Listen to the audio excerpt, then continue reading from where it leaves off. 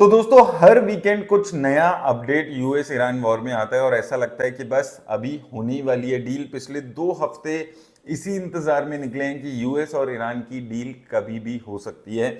ऐसी भी न्यूज आई है कि बस कल ही ये डील होने वाली है, बस 6 घंटे बाद ये अनाउंसमेंट हो सकती है, लेकिन ऐसा कुछ भी होते हुए नजर नहीं आया है। और उसके चलते ऑयल के प्राइसेस में अच्छा खासा क्रैश देखने को मिला है, जो इंडिया के लिए हमेशा से एक अच्छी न्यूज है।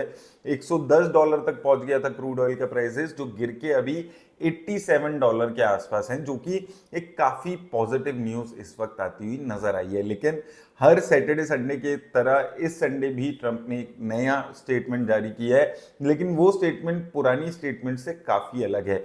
अभी ये बोला जा रहा है, ट्रंप ने जो अभी बोला है वो ये बोला है कि he is in no hurry to make deal with Tehran, और मिलिट्री ऑप्शंस भी वो यहाँ पर लेकर चलते हुए नजर आ रहे हैं। तो पहले अभी न्यूज आ रही थी कि बस सारी चीजें हो चुकी हैं, डील होने वाली है, बस 2-3 दिन में डील होने वाली है। अब जो लेटेस्ट यहाँ पर उनकी स्टेटमेंट आई है उसमें ट्रंप ने कहा है कि अभी वो किसी बात की जल्दी में नहीं है ये डील करने के लिए।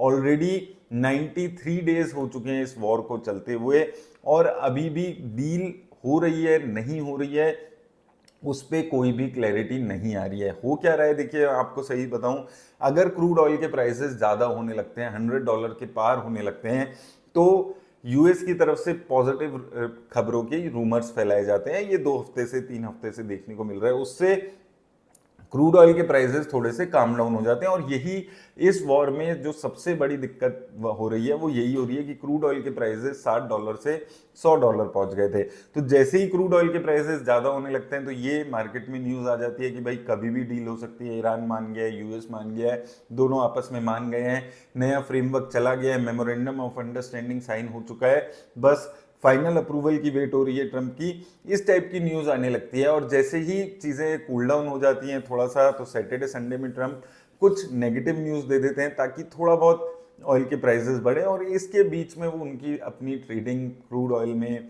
मार्केट्स में वो चल रही है और वो अपना पैसा कमा रहे हैं।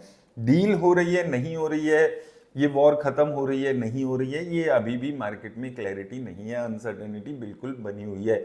इंडिया की मार्केट में फ्राइडे को एक जबरदस्त क्रैश देखने को मिला था आधे घंटे में। लास्ट के हर सेक्टर, हर ओवरऑल जो मार्केट कैप था, चाहे small cap, mid cap, large cap, हर जगह पे एक अच्छा खासा क्रैश हमें देखने को मिला था।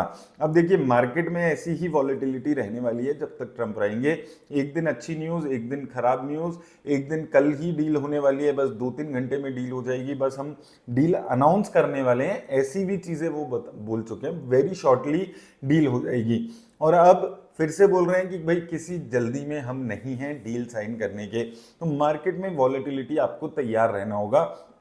ऐसे में इस वॉलेटिलिटी में अगर आप इन्वेस्ट कर रहे हैं तो आपके लिए एक बेस्ट ऑप्शन है कि आप ईटीएफ्स की तरफ फोकस करें, क्योंकि अगर आप म्यूचुअल फंड्स में इन्वेस्ट कर रहे हैं तो आपको नहीं पता कि वो म्यूचुअल फंड रिकवर होगा या नहीं होगा, लेकिन जनरली इंडेक्सेस अच्छी तरीके से, ज्यादा बेटर तरीके से रिकवर हो जाते हैं। इसके साथ साथ दूसरी चीज जो आपको यहाँ पर ध्यान में रखनी है कि इंडिविजुअल स्टॉक्स में अगर आप बेट करते हैं तो वहां पर रिस्क की चीज हो जाती है, क्योंकि कोविड में भी कुछ कंपनीज रिकवर हुई थी, कुछ कंपनीज रिकवर नहीं हुई थी, तो वो सारी एक अनसर्टेनिटी हमेशा से आपको बने रहने वाली है। तो इसलिए एक अच्छी ऑप्शन होती है कि आप ईटीएफ में, अगर कोई मार्केट में क्रैश आता है वॉलेटिलिटी के चलते, मुझे लगता है अभी 2-3 दिन मार्केट में थोड़ा उछाल आपको देखने को शायद मिल जाए, क्योंकि 23,300 के आसपास एक अच्छा सपोर्ट है मार्केट का। 23,300 से लेकर लगभग 23,800 ये अच्छा एक जोन में मार्केट चलती हुई नजर आ रही है। तो वो नीचे के लेवल्स पे आई थी, अब हो सकता है उछाल वहां पे देखने को मिल जाए। लेकिन जब जब आपको नीचे के लेवल पे मौका मिले और आपके पास पैसा है जो आप लगाना चाहते हैं, तो ऐसे में ईटीएफ एक अच्छी ऑप्शन आपके पास मिलती है, जिसमें निफ्टी नेक्स्ट 50 इंडेक्स अगर आप देखेंगे, यहाँ पर एक अच्छा मुझे वैल्यूएशंस नज़र आती है, 19 के आसपास की है। उसके अलावा अगर आप देखेंगे थोड़ी बहुत गिरावट यहाँ पर देखने को मिली है।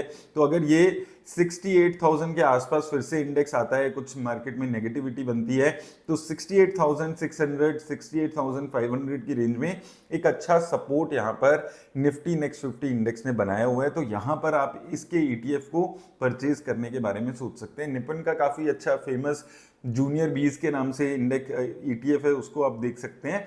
लेकिन अगर क्रैश आता है, मार्केट में फॉल आता है, तो ये 68,000 के लेवल्स एक अच्छे सपोर्ट जोन बनते हुए नजर आ रहे हैं। पहले भी अगर आप देखेंगे तो 67 से 68,000 के लेवल्स थे जहां पर ये इंडेक्स सपोर्ट बनाता है। तो 67 68,000 इस रेंज में एक अच्छी अपॉर्चुनिटी मिल जाएगी इस इंडेक्स में।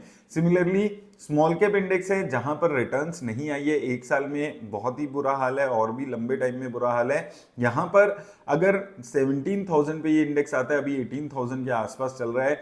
हाई की बात करें अगर हम इसके, तो इसने 2 साल पहले लगभग अपना 19,500 के आसपास हाई बनाया था, उससे अभी 1,500 पॉइंट के आसपास नीचे है और नीचे फर्दर 17,000 पे एक अच्छा सपोर्ट यहां पर इसका देखने को मिला है। यहां पर अगर आप देखेंगे बहुत ही हालत खराब होती है तो 15,000 के आसपास जाता है और ओवरऑल जो स्मॉल सपोर्ट देखने को मिलते हैं वो 17,000 के आसपास देखने को मिलते हैं।